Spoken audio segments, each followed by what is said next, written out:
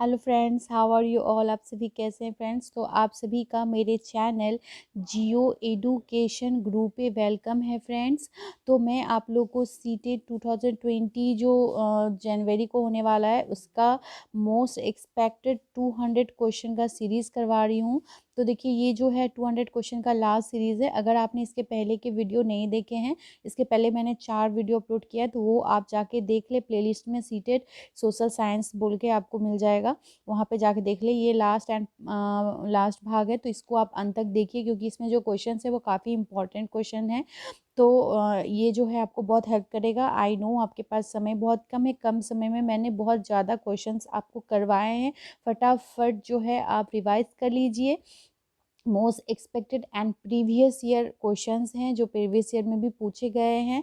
तो चलिए friends start करते हैं। स्टार्ट करने से पहले अगर आपने मेरे चैनल को अभी तक सब्सक्राइब नहीं किया तो प्लीज़ आप सब्सक्राइब करके बेल आइकन दबा दें, ताकि जो है मेरी नोटिफिकेशन सबसे पहले आप तक पहुंच सके फ्रेंड्स, और आपको उसका पूरा का पूरा फ़ायदा मिले, आप सही समय पर वीडियो को देख पाए।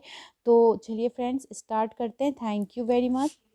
तो स्टार्ट करते हैं। मोस्ट एक्सपेक्टेड 200 क्वेश्चंस का पार्ट 5 है ये। तो ये बहुत ही इम्पॉर्टेंट है आपके लिए। अगर आप सीटेट का एग्ज़ाम देने जा रहे हैं तो प्लीज़ आप एक बार इसको पूरा वॉच कर ले। देखिए, सामाजिक और राजनीतिक जीवन बढ़ाने के लिए दिए गए उपायों यानी ए और बी सी में से सबसे उपयुक्त उपाय को चुनिए। तो पहला है व्यक्ति अध्ययन, बी है परिभाषाएं, सी है देश सामग्रियाँ। तो आप सामाजिक और राजनीतिक जीवन पढ़ाने के लिए ये सब उपाय दिया गया, तो इसमें से आप किसको करिएगा। तो देखिए 66 का जो हो जाएगा ये 2 हो जाएगा, यानी ए बी सी व्यक्ति अध्ययन, परिभाषाएं और देश सामग्रियाँ। सामाजिक और राजनीतिक जीवन पढ़ाने के लिए जो दिए गए उपाय हैं इसमें ये तीनों ही क्या हैं, सबसे उपयुक्त है। व्यक्ति अध्ययन, परिभाषा और देश सामग्री। नेक्स्ट क्वेश्चन देख लेते हैं। नेक्स्ट क्वेश्चन है, नेक्स्ट है पाठांत प्रश्नों का सबसे उपयुक्त उपयोग है। तो देखिए पाठांत प्रश्नों का सबसे उपयुक्त उपयोग क्या होगा। तो 67 का इसमें आप देखिए ऑप्शन दिया गया है, सीखे हुए को समझने में तथा अपने शब्दों में व्यक्त करने में विद्यार्थियों को सक्षम बनाना। ठीक है। दूसरा है अध्याय से महत्वपूर्ण भागों की पहचान करना, विद्यार्थियों के लिए अध्याय का सारांश प्रस्तुत करने के लिए शिक्षकों की सहायता करना और परीक्षा के लिए प्रश्न सुझाना। तो इसमें से क्या उपयोग लग रहा है, तो इसका देखिए एक हो जाएगा, सीखे हुए को समझने में तथा अपने शब्दों में व्यक्त करने में विद्यार्थियों को सक्षम बनाना। नेक्स्ट है सतत और समग्र। तो इसका जो नेक्स्ट है सतत और समग्र मूल्यांकन के अनुसार आकलन के बारे में निम्नलिखित में कौन सा उद्देश्य सबसे उपयुक्त है। तो देखिए ये सतत और समग्र जो मूल्यांकन है ये बहुत ही इम्पॉर्टेंट है। ठीक है। तो इसमें सबसे उपयुक्त कौन सा होगा। पहला है विषय वस्तु के बारे में विद्यार्थियों के प्रत्यास्मरण की का परीक्षण करना। बी है विद्यार्थियों को उत्तर देने के लिए प्रोत्साहन करना, विद्यार्थियों की तुलना कर उनकी रैंक निर्धारित करना, विद्यार्थियों को अंक देकर प्रेरित करना। तो क्या हो जाएगा, इसका होगा 2, विद्यार्थियों को उत्तर देने के लिए प्रोत्साहित करना। अगर आप सतत और समग्र मूल्यांकन के अनुसार आकलन के बारे में का सबसे उपयुक्त क्या उद्देश्य होता है कि विद्यार्थी उत्तर देने के लिए प्रोत्साहित करना, ताकि वो क्या करे, बार बार ये सतत हमेशा चलता रहे। जब तक वो उसमें क्या होगा, प्रोत्साहन नहीं होगा प्रश्न पूछने का, तो देखिए स्टडी नहीं पॉसिबल है ना। नेक्स्ट है 69 का इतिहास आपके लिए सहायक होगा। तो आपके लिए इतिहास कब सहायक होगा। पहला वर्तमान कैसे विकास हुआ यह समझने में, बी हमारे भौतिक और सामाजिक विश्व की गतिविधि को समझने में, सी है अतीत की वर्तमान से तुलना करने में। तो देखिए इसमें आपको क्या उपयुक्त लग रहा है, तो इसका देखिए जो ए बी सी है ये तीनों ही क्या है, सही है। ठीक है। एक शिक्षक भारत के विभाजन पर प्राथमिक स्रोतों पर आधारित एक कार्य योजना यानी प्रोजेक्ट करवाना चाहता है। ठीक है। तो निम्नलिखित में कौन सा प्राथमिक स्रोत नहीं है। तो देखिए प्राथमिक स्रोत कौन सा इसमें से नहीं होगा, मौखिक इतिहास, समाचार पत्रों का पूरा लेखागार, उपन्यास या आत्मकथाएं। तो 70 का क्या हो जाएगा? तो देखिए इसका हो जाएगा उपन्यास। उपन्यास जो है बोला एक शिक्षक भारत विभाजन पर प्राथमिक स्रोत पर आधारित एक कार्य योजना प्रोजेक्ट करवाना चाहता है। तो अगर आप एक प्रोजेक्ट करवाना चाहते हैं तो उसके लिए जो है उपन्यास जो है वो सबसे क्या होगा, उपयुक्त होगा, है ना। मौखिक इतिहास, समाचार पत्र, आत्मकथाएं, भाषण, फोटोग्राफ आदि इतिहास लेखन के प्राथमिक स्रोत है। ठीक है, नेक्स्ट देखते हैं 71। उच्च प्राथमिक स्तर पर निम्नलिखित में से किस विषय को सामाजिक विज्ञान में सम्मिलित नहीं किया गया? तो किस विषय को सम्मिलित नहीं किया गया है? तो देखिए इसका जो है राजनीतिक विज्ञान, मनोविज्ञान, भूगोल या इतिहास, किसको शामिल नहीं किया गया है? तो देखिए इसका 2 होगा, मनोविज्ञान। क्योंकि देखिए राजनीतिक विज्ञान, भूगोल और इतिहास सामाजिक विज्ञान में आते हैं, जबकि मनोविज्ञान जो है सामाजिक विज्ञान की श्रेणी में नहीं आता है। ठीक है, नेक्स्ट है, जब विभिन्न संदर्भों में रहने वाले दो व्यक्तियों की स्थितियों पर कोई वर्णन दिया जाता है तब सामाजिक विज्ञान के शिक्षक को अपने विद्यार्थियों को प्रोत्साहन करने का प्रयास करना चाहिए, जिससे वे क्या करेंगे? तो देखिए जिससे वे ना उस वर्णन के पात्रों के बारे में मूल्यपरक निर्णय करेंगे। ठीक है, इसका जो होगा ए होगा, उस वर्णन के पात्र के बारे में मूल्यपरक क्या करेंगे? वो निर्णय करेंगे। ठीक है, नेक्स्ट क्वेश्चन देख लेते हैं। उच्च प्राथमिक स्तर पर निम्नलिखित कथनों में कौन सा कथन सामाजिक विज्ञान का सही मूल्यांकन करता है? तो देखिए इसमें ऑप्शन दिया हुआ है, तो इसका जो होगा ये 2 हो जाएगा। यह विवेचनात्मक और कल्पनाशीलता को प्रेरित करता है। उच्च प्राथमिक स्तर पर क्या करता है? विवेचनात्मक सोच और कल्पनाशीलता को प्रोत्साहित करता है। क्योंकि देखिए उच्च प्राथमिक स्तर पर सामाजिक विज्ञान का वर्णन जो है वो विवेचनात्मक सोच और कल्पनात्मकता के आधार पर किया जाना चाहिए, है ना। इससे क्या होगा? विद्यार्थियों में सामाजिक विज्ञान के प्रति रुचि बनी रहती है। नेक्स्ट है 74 नंबर क्वेश्चन। सामाजिक समानता के सिद्धांतों को सुनिश्चित करने के लिए निम्नलिखित में कौन सा मानव मूल्य सर्वाधिक महत्वपूर्ण होगा? तो यहाँ दिया हुआ है उपभोक्तावाद, दक्षता, प्रतिस्पर्धा या परस्पर आदर, क्या होगा? तो देखिए 74 का जो होगा वो क्या होगा? 4 हो जाएगा, यानी परस्पर आदर। ठीक है, परस्पर आदर सामाजिक समानता को सुनिश्चित करने में सर्वाधिक कुशल दृष्टिकोण है। ठीक है, नेक्स्ट है, एक शिक्षक चाहता है कि उसके विद्यार्थी नगर निगम को उपलब्ध धनराशि के स्रोतों का पता लगाए। निम्नलिखित में कौन सी विधि सबसे अधिक विश्वसनीय और उपयुक्त होगी? तो देखिए सबसे विश्वसनीय विधि क्या होगी? तो यहाँ ऑप्शन है कि काउंसलरों के साथ भेंट वार्ताएं, सरकारी बैंक वेबसाइट को ढूंढना, आपस में विमर्श करना, किसी विशेषज्ञ का भाषण आयोजित करना। तो इसका पहला हो जाएगा, काउंसलरों के साथ क्या करना? भेंट वार्ताएं करना। ठीक है, नेक्स्ट देखते हैं। नेक्स्ट क्वेश्चन है, निम्नलिखित में से किस विषय सामग्री को पाई आरेख के द्वारा सबसे अच्छी तरह प्रदर्शित किया जाता है? तो देखिए इसका जो हो जाएगा, पाई आरेख के द्वारा बोल रहा है कि जलाशयों का वितरण, वायुदाब का वितरण, समुद्री लहरों का वितरण या तापमान का वितरण। तो इसका होगा पहला, जलाशयों का वितरण। जलाशयों का प्रदर्शन पाई चार्ट में किया जा सकता है। तापमान, वायुदाब और समुद्री लहरें दंड आरेख से प्रदर्शित की जा सकती है। ठीक है, किससे की जा सकती है? दंड आरेख से। नेक्स्ट देखते हैं, कक्षा 6 के स्तर पर पृथ्वी का परिभ्रमण पढ़ाने के लिए सबसे उपयुक्त अधिगम सहायक सामग्री क्या होगी?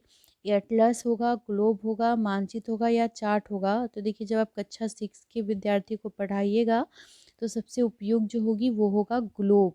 ठीक है, पृथ्वी का परिभ्रमण पढ़ाने के लिए ग्लोब सबसे उपयुक्त सहायक सामग्री है, जबकि चार्ट पृथ्वी का परिभ्रमण पढ़ाने के लिए उपयुक्त सामग्री मतलब है। ठीक है, पृथ्वी का परिभ्रमण बढ़ाने के लिए। नेक्स्ट है, दो विषयों ए और बी पर विचार कीजिए और लिंग समानता के बारे में चर्चा करने के लिए सही विषयों को चुनिए। पहला है श्रम की महत्ता, दूसरा है गृह व्यवस्था के उत्तरदायित्व। तो इसमें से आपको क्या सही लग रहा है? पहले ए में है ए प्रासंगिक है, बी में ए बी दोनों प्रासंगिक है, 4 में ए बी दोनों प्रासंगिक है, तो इसका जो होगा वो 4 हो जाएगा, क्योंकि इसमें देखिए ए और बी दोनों प्रासंगिक है। यानी लिंग समानता के बारे में चर्चा करने के लिए श्रम की महत्ता गृह व्यवस्था के उत्तरदायित्व प्रासंगिक विषय है। ठीक है, नेक्स्ट देख लेते हैं। विद्यार्थियों को इतिहासकारों के समान सोचने के लिए प्रोत्साहित करने हेतु निम्नलिखित में कौन सी विधि सर्वाधिक उपयुक्त होगी? परियोजना विधि, स्रोत विधि, कहानी सुनाने वाली विधि या पूछताछ विधि? तो देखिए इसका जो होगा ये होगा 2 नंबर, स्रोत विधि। विद्यार्थियों को इतिहासकारों के समान सोचने के लिए प्रोत्साहित करने के लिए जो सर्वाधिक उपयुक्त विधि होगी वो हो जाएगी स्रोत विधि। 30 नंबर है, कारखाना विषय को पढ़ाने के लिए सबसे उपयुक्त विधि क्या है? तो कारखाना को पढ़ाने के लिए बोल रहा है किसी विशेषज्ञ को निमंत्रित करना, एक कहानी सुनाना, किसी औद्योगिक कारखाने की यात्रा आयोजित करना, एक डॉक्यूमेंट्री फिल्म दिखाना। तो देखिए इसका जो होगा ये 3 होगा। ये सीटेट के अनुसार 3 ही है। ठीक है, इस क्वेश्चन पे ऐसा हुआ था कि ये क्वेश्चन 2019 में भी पूछा गया था, है ना। कारखाना विषय को पढ़ाने के लिए सबसे उपयुक्त विधि जो है वो किसी औद्योगिक कारखाने की यात्रा आयोजित करना है, क्योंकि आप कारखाना के बारे में कहानी सुनाइएगा, ये विशेषज्ञ को निमंत्रित करिए या डॉक्यूमेंट्री फिल्म दिखाना से कहीं ज़्यादा प्रभावी होगा जब उस बच्चे को आप एक लेके जाइएगा और हर एक चीज़ को बारीकी से देखेंगे समझेंगे, तो ये सबसे उपयुक्त विधि होगी। क्योंकि किसी औद्योगिक कारखाने की यात्रा आयोजित करने में विद्यार्थी में प्रत्यक्ष स्रोत की उपस्थिति होती है, साथ ही वह अवलोकन का क्या करेंगे, विवरण देती है, और इसके बाद कारखाना विषय को पढ़ाना उचित रहता है। ठीक है, नेक्स्ट देखते हैं। ऋग्वेद के विषय में निम्नलिखित 3 कथनों पर विचार कीजिए और सही उत्तर का चयन कीजिए। पहला है 3500 वर्ष पूर्व लिखा गया था, इसकी रचना प्राकृत में की गई थी। तो देखिए इसके बाद इसमें ऑप्शन दिया हुआ है कि कौन सा सही है कौन सा गलत है, तो बताइए क्या होगा 81 का? तो इसका होगा सी सही है, ए और वी गलत है।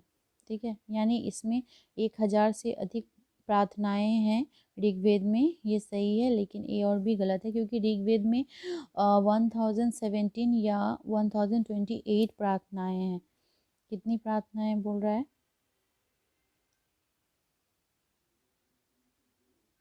1017 या 1028 प्रार्थनाएं हैं। उसकी रचना वैदिक संस्कृति में की गई।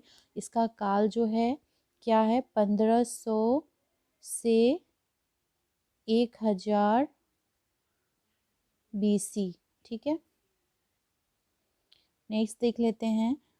मोनोकी जो पर्वत है हवाई द्वीप में सागर की सतह के नीचे स्थित है। ठीक है, और इसकी ऊंचाई एवरेस्ट पर्वत से भी अधिक है। यह निम्नलिखित महासागरों में से किस में स्थित है मोनोकी पर्वत? तो इसका क्या हो जाएगा बताइए? 82 का प्रशांत महासागर में है। कहाँ है? प्रशांत महासागर। मोनोकी पर्वत हवाई द्वीप के पास प्रशांत महासागर में स्थित है। मोनोकी पर्वत की ऊंचाई एवरेस्ट से भी क्या है, ज़्यादा है। ठीक है, नेक्स्ट क्वेश्चन देख लेते हैं। नेक्स्ट क्वेश्चन है विनय पिटक एक ग्रंथ है जो अभिलेखित करता है।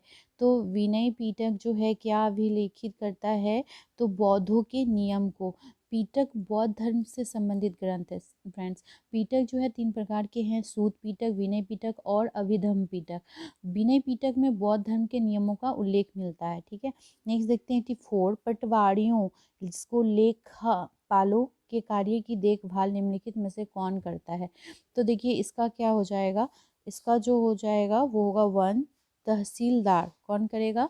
तहसीलदार देखभाल कार्य करता है। नेक्स्ट है महापाषाणों के विषय में निम्नलिखित कथनों में कौन सा कथन सही है? तो महापाषाणों के विषय में पूछ रहा है, तो देखिए इसमें क्या है, इनका उपयोग दफन करने की जगहों को चिन्हित करने के लिए किया जाता था, महापाषाण का। नेक्स्ट क्वेश्चन देख लेंगे। निम्नलिखित में कौन सी भूकंपीय तरंगे नहीं हैं? तो अनुदैर्ध्य तरंग, पृष्ठीय तरंग, पोताशय तरंग, अनुप्रस्थ। तो देखिए पोताशय तरंग नहीं है, बाकी सब तरंग दैर्घ्य है। नेक्स्ट क्वेश्चन एडुसेट से पूछा है, एडुसेट का क्या अभिप्राय है। तो देखिए एडुसेट जो है वो एक मानव निर्मित भारतीय उपग्रह है जिसका उपयोग शिक्षा में किया जाता है। ठीक है, नेक्स्ट क्वेश्चन देखते हैं, निम्नलिखित परिमंडलों में किसमें मानव सहित जीवित जीव पाए जाते हैं जो बहुसंख्या में भूतापन के कारण प्रभावित होते हैं। तो भूतापन के कारण स्थलमंडल जो है वो बहुत ज़्यादा प्रभावित होता है। भारत का दक्कन पठार जो बेसाल्ट शैलों से बना है, निम्नलिखित में से शैलों की किस श्रेणी के अंतर्गत आता है। तो देखिए जो बेसाल्ट है ये शैलों की बहिर्वेदी आग्नेय शैल के अंतर्गत आता है। भारत का दक्कन पठार बहिर्वेदी आग्नेय शैल से बना है। यह बेसाल्ट चट्टान का उदाहरण है। दक्कन का पठार जो है वो विश्व के सर्वाधिक पुराने स्थल खंडों में से एक है। ठीक है, नेक्स्ट क्वेश्चन है 90 नंबर, निम्नलिखित स्थल रूपों में से किसमें खनिज निक्षेपों की प्रचुरता पाई जाती है। तो देखिए मैदान, घाटी, पर्वत, पठार। तो खनिज कहाँ ज़्यादा पाया जाएगा, तो इसका हो जाएगा पठार। तो फ्रेंड्स उम्मीद करती हूँ कि ये सेशन आपके लिए बहुत ही उपयोगी रहा। आपको अच्छा लगा है तो प्लीज़ लाइक कर दीजिए, शेयर करिए, सब्सक्राइब करके बेल आइकन दबा दीजिए ताकि मेरे जैसे ही नए वीडियो अपलोड करूँ तो आप तक मेरे नोटिफिकेशन पहुँच सके। Thank you very much friend, thank you and all the best आपके एग्ज़ाम के लिए।